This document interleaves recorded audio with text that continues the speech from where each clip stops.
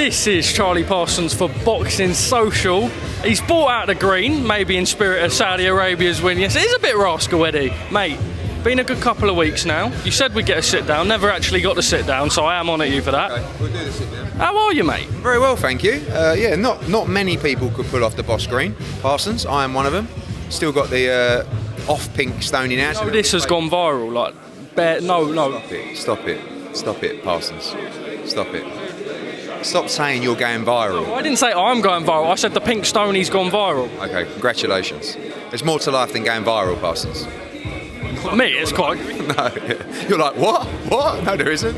Can you just repeat for the camera what you said? Your daughter, what about? She said to me the other day, who is this Parsons? And I'm like, oh, fucking hell. You're appealing to boxing fans, 10-year-olds, everybody, Parsons. That's what I mean. It's, well, actually, yeah, but I mean, securing all the markets. Big time. Right, let's go into it. Saturday night, Whyte versus Franklin, the return of Dillian Whyte with Matchroom. Yeah, I mean, you must be overjoyed.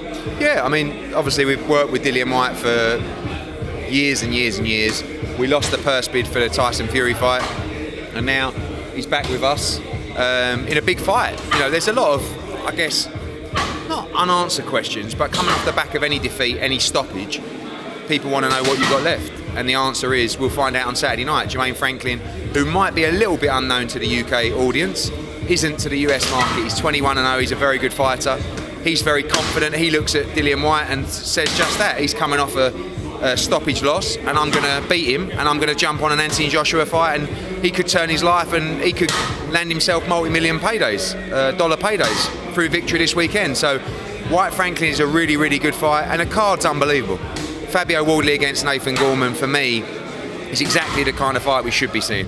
In fact, Tom Dallas, who works with us, I said to him the other day, these are the kind of fights that we got to make more of. These big domestic fights, 50-50 fights. Of course, the British heavyweight title is always special, but that's a really good fight.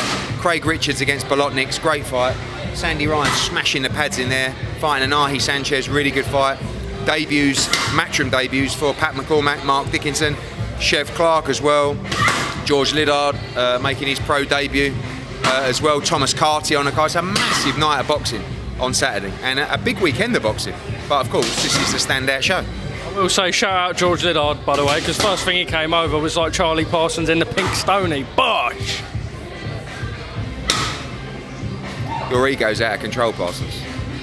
Just having fun with it, mate. Look, let's run through the card, as you just mentioned, really, really good. Craig Richards, Bolotniks as well, was fantastic fight. Great fight. I mean, look, Bolotniks had a tremendous fight with Joshua Buatsi, as did Craig Richards. You know what you're going to get from Bolotniks every time. You know, he's fit as they come. He doesn't stop coming forward. And Craig Richards showing, again, his ability to bite down on the gum shield and have a fight.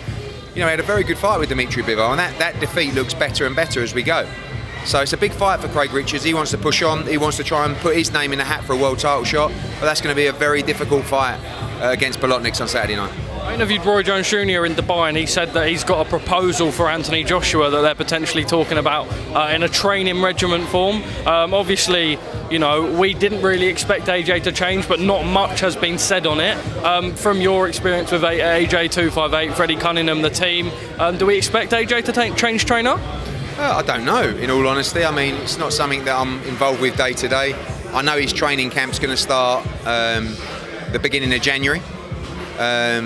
But who the training team will be unveiled by Anthony Joshua. I think they had a good relationship with Robert Garcia. There's no fallout, so I don't know whether that's going to continue. Roy Jones, I know they had a brief chat in Abu Dhabi. I'm sure there's other people in the mix as well.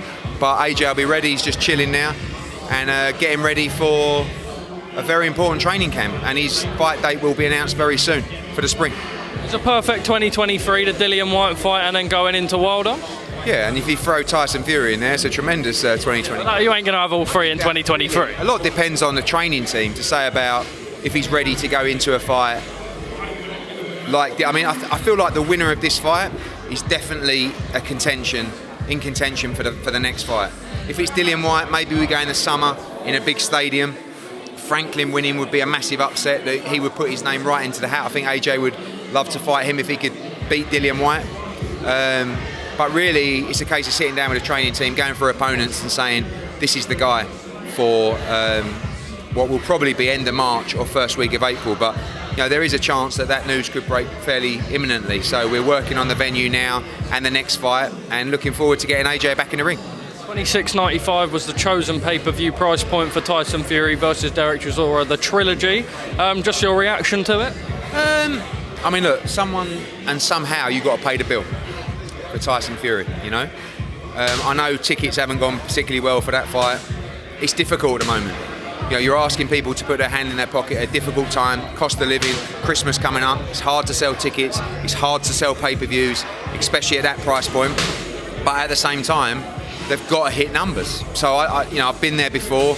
I know $26.95 wasn't the price that we dictated for Usyk against Joshua. It was Sky's, but that was obviously a much bigger fight. I've seen the response. I'm glad I'm not doing the show because it's nice not to have any negativity for 24 hours. But I get it at the same time, and Tyson Fury's a big name and he wants paying.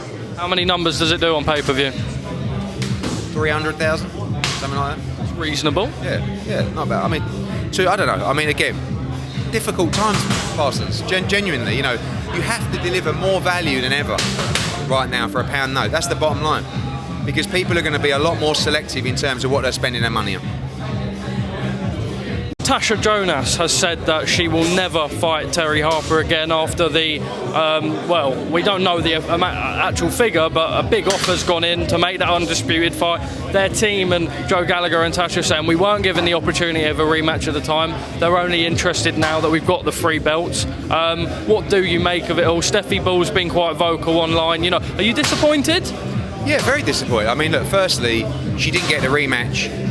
Terry Harper had a mandatory. She was trying to fight for a unification fight. And by the way, Natasha Jonas didn't get the rematch, but I gave her the Katie Taylor fight instead for a lot more money and a shot at undisputed. So it didn't work out too bad. She lost that fight as well. Naturally, we want to make the undisputed fight. Everybody in boxing should try and make the undisputed fight. And I don't feel like... I saw a reply to a tweet today. Someone said...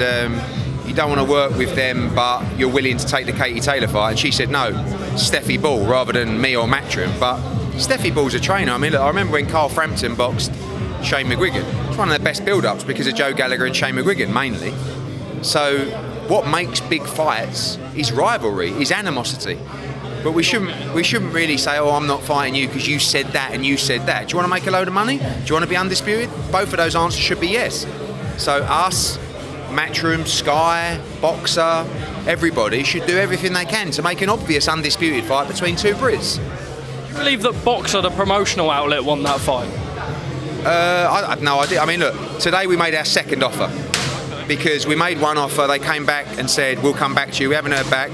So we went back and we reloaded today and made a bigger offer because we want to make that fight. Like, forget what happened in the past. Like, I mean, if you want to go back to that, then you're going to lose the opportunity to make a huge payday and to fight for undisputed. The first career high for both? Oh yeah, by a mile. But it should be as well. Natasha Jonas has been brilliant. She's moved up to 154. They've manoeuvred her very well to win those belts. Terry Harper ended up moving up. The first fight was a fight of the year contender. You can have 2 Brits face off for the undisputed championship between 2 camps that don't particularly like each other. That's it. It's a perfect recipe. So we're willing to talk about however we can make that happen. If Joe and Natasha just don't want to fight Terry Harper, there's nothing you can do about it. But hopefully, everyone can be sensible and make money and create legacy at the same time. I spoke to Callum Sauerland yesterday. He said that his interests are still in making that Conor Benn fight. Obviously, I know that you're not involved with the legal proceedings. That is down to Conor and his team. But have you spoke to Conor? How are things going? When will we, the public and boxing fans, get some clarity on the situation? Well, the hearing's underway. The WBC have now launched that. And I think, timing-wise, I really don't know. I don't think it's going to be a million miles away. 2 weeks, I don't know, and ultimately nothing's changed. I said you're either going to get a situation where he's found not guilty or he receives a ban, and what we want to do is speed up that process. Obviously we want to get that as quickly as possible. We want to make Chris Eubank against Conor Benn, so does Calla, so does everybody, but he's either got to be cleared to box or he's got to serve the ban. So until that happens, we just don't know. But that process is underway now.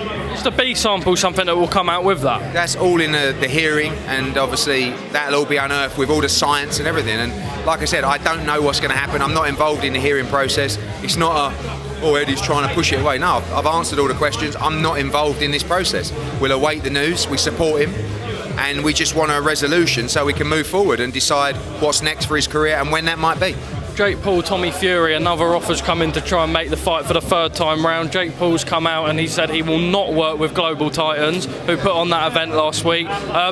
Sort of first, did you see the whole thing that sort of happened with the Paul Bamba situation, and what did you make of it?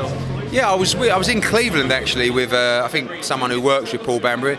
It was madness. I think was it like someone had one weight and someone had another weight. 2 contracted weights, and then when he refused to fight or not get an increase in purse, they threw him out the hotel and they cancelled his flight.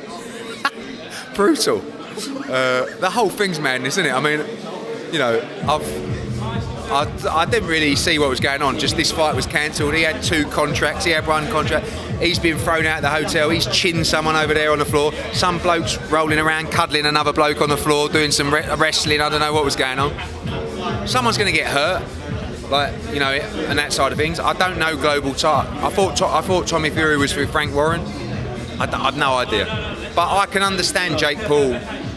You know, basically, it's pretty obvious that Jake Paul's not going to work with Global Titans. He's going to want to do his own thing with MVP. So it's quite a good way. You knew what the response is going to be. But I've no idea, mate. I have no idea. Like, yeah.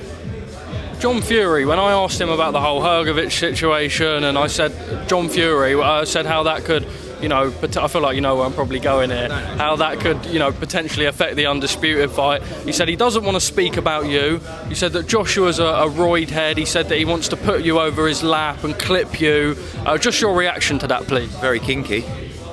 I don't know. John Fury's got this thing where he takes his shirt off all the time and don't really do anything. I wanted him to jump through the ropes. You know, you can't just take your shirt off and hope someone holds you back. John, you've got to go through the ropes. I wanted him to jump on Jake Paul, Logan Paul style, you know, with a little one, you know, I don't know, like a DDT or something. So, I don't know. It's all a bit embarrassing, really, isn't it? But what can you do? If he wants to bend me over his lap and give me a little smack, might be quite enjoyable. We'll give it a whirl. Fair enough. Look, Lawrence Okolie, I know that you've sort of addressed the matter with Coogan, but you know you've said that if he wants to come down and speak about it amicably, he can. Where are you at with that? Because I know he's still got 1 fight contracted, and just that really. I think it's in the hands of the lawyers. You know, people talk about you want to take fighters to court. No, when we've done the job that we've done with Lawrence Okolie, we've spent the money we've spent with Lawrence Okolie, we've lost the money we've lost on Lawrence Okolie, and we've got a fight left on the contract. Of course, we're not just going to go, yeah, no problem. Like, it doesn't work like that. And the way that he's gone about it, I don't particularly like. I'm not going to sit here and badmouth him. We've done a tremendous job for Lawrence Okolie. We've completely changed his life. He's done fantastic as well because he's always stepped up to what we've proposed. And it's all a bit weird because he's got in with some people who don't really know what they're doing. They've got in his ear and he's made some bad decisions. He's been out of the ring since February. We could have resolved this. He could have called me up rather than just saying things on social media. But that's been done and we'll see what happens. Just on sort of the Tank and Ryan Garcia thing, it looked like it was going to be a cross-platform pay-per-view, but then Steven Espinoza put a tweet out which made people think maybe that they'd got their own way and it would be a Showtime pay-per-view. I know you're not directly linked to the fight, but obviously you deal with Joe Markowski and DAZN. From your side of things, do you expect that to be a cross-platform pay-per-view? Yeah, as I understand it. Obviously, both, I don't know the ins and outs of the deals, but as I understand it, that will be aired on both platforms. And it's a great fight. Well done to Steven Espinoza and Joe for getting that deal done. Obviously massive for DAZN, Gervonta on DAZN in some way or respect, and Floyd Mayweather just on DAZN as well. So it's great, and they're the fights we should be making. So well done to everybody involved. How do you think Leonard Ellaby felt about Floyd Mayweather on DAZN? I don't know. I don't honestly, like, people were trying to egg me on to tweet him about it. It's like, at the end of the day, DAZN is an established platform. In my opinion, the best platform in boxing. And people will always try and belittle it because they don't like to see the rise of something like that and they don't like the competition.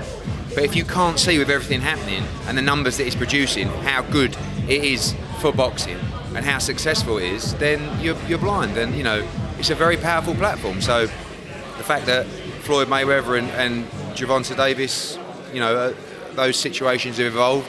It's not me tweeting Leonard Ellaby saying ha ha ha. We want to work with great fighters like that, and it's you know, great for DAZN. 2 more from me. Just Eubank Jr. now looks to be fighting Liam Smith. I believe that they've spoke about it being pay-per-view. If that is pay-per-view, what do you make of it, and what do you make of the fight? I think it's a good fight. Pay-per-view, yeah. I just think pay-per-view is going to get very tough, and I think everything's going to get tough. So you just got to make sure that you provide the best value for money you can. It's a really good fight. It's a good domestic fight. Eubank's a big draw. Liam Smith's a very good fighter. And yeah, I don't see how you can make that fight with the numbers they're going to be paying without it being pay-per-view. Whether it does numbers or not, we'll find out in January. Finally, from me, the England national team are in Qatar at the World Cup. Look, what would I be doing if I weren't getting a message from you? An incredible 6-2 win that left me in a bad state on Monday. I want you to look down the lens, a word of support to them 23 boys who, you know, we hope time and time again that they'll bring it home. I won't look down the lens, Parsons, because that's a little bit cringe. But what I will say is they're a tremendous bunch of lads, and there's a great feeling within the team. You see all the social stuff coming out and the Instagram stuff. They're young people that are driven. I remember doing my podcast with Madders, and he was so desperate to get in the England team, and I'm so pleased for him. But that's what it's got to mean, because the problem with football now is I feel like it doesn't mean as much as it used to. But your national team should mean everything. Playing for your country with an opportunity to make history in the World Cup, there should be nothing bigger than that. And the problem with sport these days is there's so much money, there's so much politics. Like, you can sometimes forget what it means. So all those young men have got to remember when they started playing football what it would have meant to them to play in a World Cup, and I think they do. I think all of those that whole team genuinely are very proud to wear that shirt, and when you are, you get that great team spirit that they've all got, and I think we've got a great chance. Is it coming on? Let's not get too carried away. We beat Iran. Right, on we go. Yeah, all right. Edwin van der Sar, thank you very much for your time. Thank you, mate. Great man.